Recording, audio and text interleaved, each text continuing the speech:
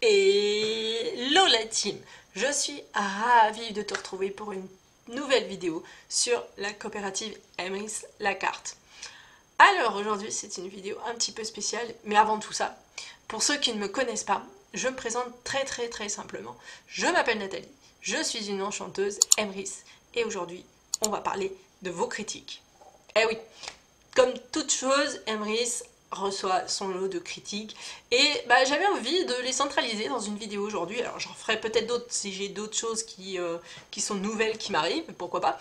Aujourd'hui j'avais envie un petit peu de parler un petit peu de tout ça. Bon, alors sans plus tarder, je passe sur la première et je crois la magistrale majorité de ces questions et de ces critiques viennent d'une seule chose, que c'est une arnaque, la coopérative Emrys Lacarte, et que ça s'associe très souvent à la pyramide de Ponzi. Alors, c'est tellement magistral que j'ai fait une vidéo entière sur ce sujet. Si tu veux aller la voir, je te laisse aller la voir. En tout cas, je te fais un petit résumé pour effectivement te montrer que ce n'est pas le cas. Une pyramide de Ponzi, c'est quoi? C'est tout simplement du vent. On te propose d'acheter rien, ou alors quelque chose de tellement banal et à un prix tellement exorbitant que là on sent l'arnaque.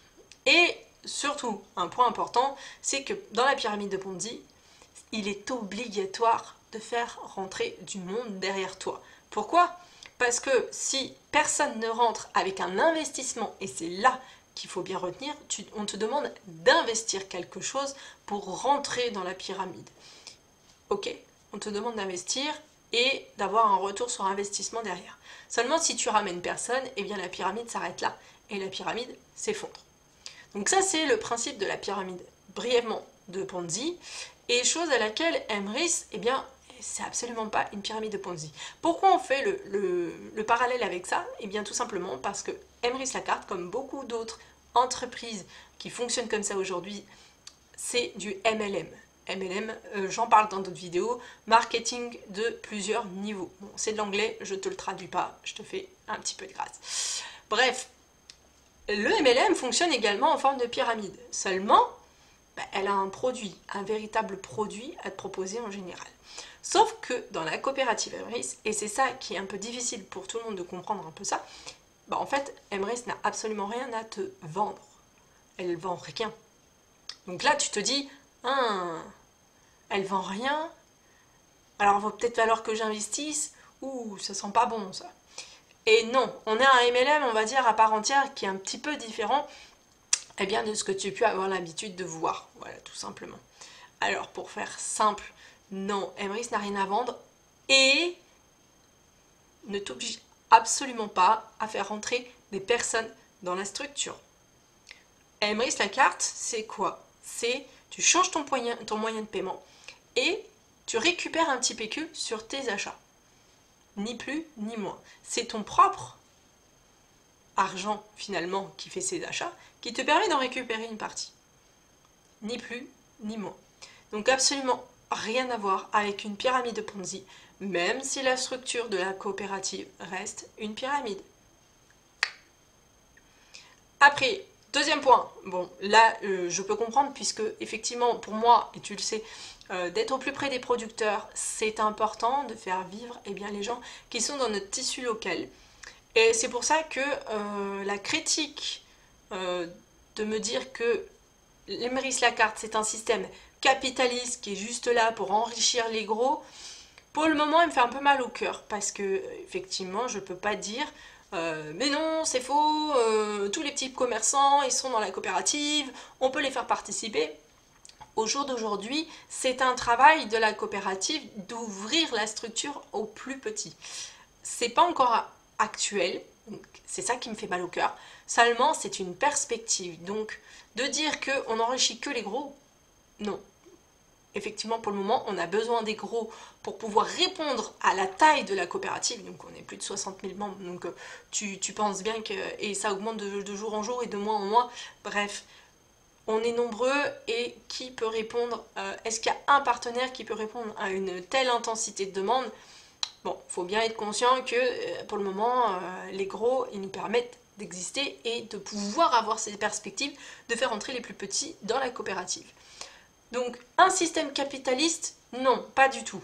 Pourquoi? Parce que la coopérative, si tu vas voir les statuts de l'entreprise, c'est simple, tu vas sur Google, la coopérative Emrys Lacarte statut, tu tombes sur quoi? Tu tombes sur une coopérative, une société coopérative sociale et solidaire. Et ces mots-là, ils sont extrêmement importants. Comment ça se traduit dans la coopérative? Eh bien, la coopérative met en avant tous les projets humanitaires, les associations, quelles qu'elles soient, n'importe quelle association peut adhérer à Emrys et être un partenaire à part entière et récupérer du pouvoir d'achat gracieusement. Ouais, bon, si tu veux des infos là-dessus, tu viens me voir, tu regardes mes autres vidéos.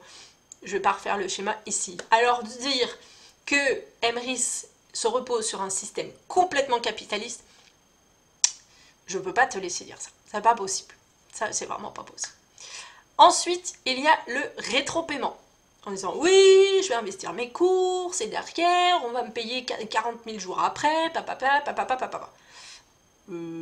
ok, on va prendre le plan d'épargne retraite, par exemple. Là, on va prendre l'exemple, tu te dis, ok, plan épargne retraite, je prends 1000 euros. Un plan d'épargne retraite, en général, tu essaies d'y mettre gros.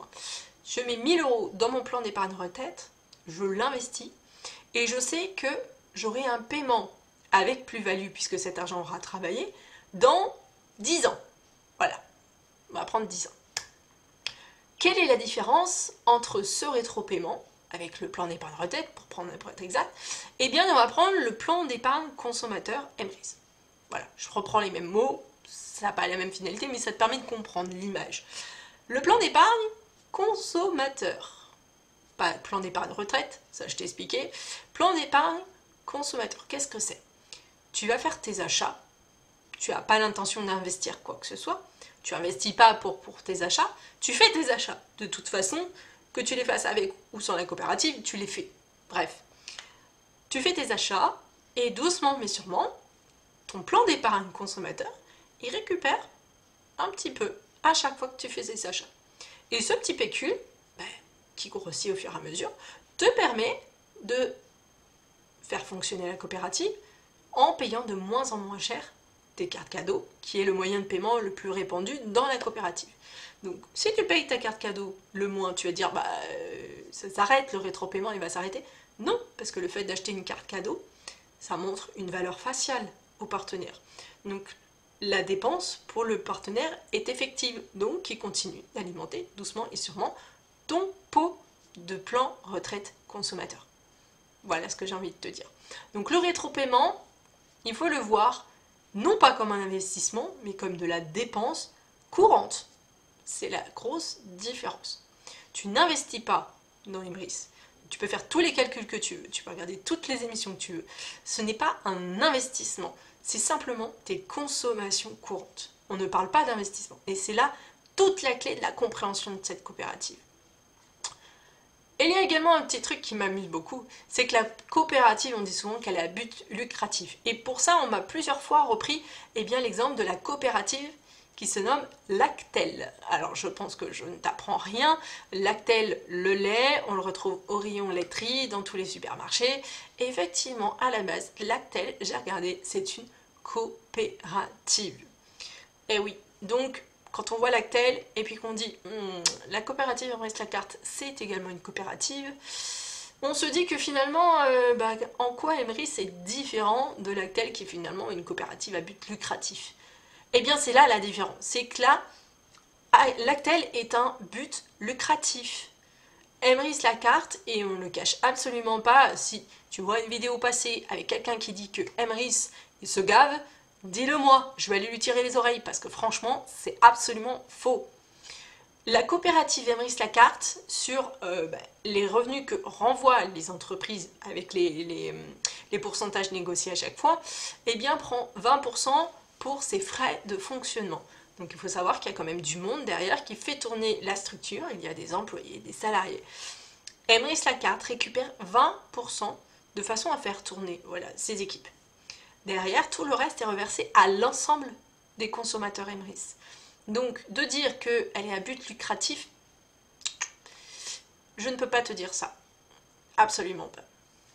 Ensuite, Il y a un petit point, moi, qui me laisse de marbre, mais il y a certaines personnes qui j'ai vu, ont du mal avec ça. C'est, si j'adhère à Emrys la carte, je vais être obligée d'augmenter mes consommations. Quoi? Non, non, non. Effectivement, j'ai pu remarquer que certaines personnes, une fois qu'elles étaient arrivées chez Emrys la carte, l'appât de dire oh là là, chaque achat que je fais est rentabilisé, va revenir en fait d'une manière ou d'une autre dans mon porte-monnaie.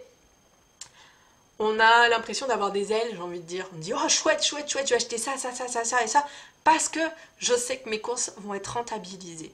Et derrière, que je ne payerai plus mes courses dans quelques années. Ah oui, oui, oui. Donc forcer à la consommation, absolument pas. Chaque membre est libre de dépenser ce qu'il veut au sein de la copé ou en dehors. Là, c'est libre à chacun, et il y a des tout petits, il y a des très très gros, et entre les deux, eh bien, il y a un arc-en-ciel complet. Pas de force à la consommation, et c'est également le cas dans certaines équipes, par exemple de VDI, qui ont une team avec des objectifs d'équipe pour rentabiliser telle et telle chose ou tel mois. Il n'y a rien de tout ça chez Emrys. Après, il y a certains parrains qui sont plus présents que d'autres. Il y en a même qui sont complètement absents et qui cherchent que à faire entrer des parrains et des filleuls sous eux. Bon, ça c'est une autre histoire et j'en parlerai dans d'autres vidéos. Bref, ce que je veux te dire, c'est que tes consommations, elles te regardent. Si tu veux dépenser 100 € par mois, bah tu fais 100 € par mois, personne ne te dira absolument rien. Si tu veux dépenser 5000 parce que tu as des travaux, mais personne ne te dira rien non plus. C'est juste ta conso qui est propre. Le but de la coopérative, c'est pas de forcer la consommation, c'est de consommer différemment et surtout mieux. Mieux pourquoi? Parce que tu récupères du pouvoir d'achat. Bref, je t'ai donné un petit peu les critiques que j'avais reçues ces derniers temps. Je pense que j'ai fait le tour. Si tu as une critique supplémentaire à laquelle tu voudrais que je réponde, tu sais comment faire. Eh bien, tu me contactes, tu me laisses un commentaire et je répondrai. Pas plus compliqué. Si tu veux en savoir plus sur la coopérative, même tarif, tu regardes en dessous et tu me contactes.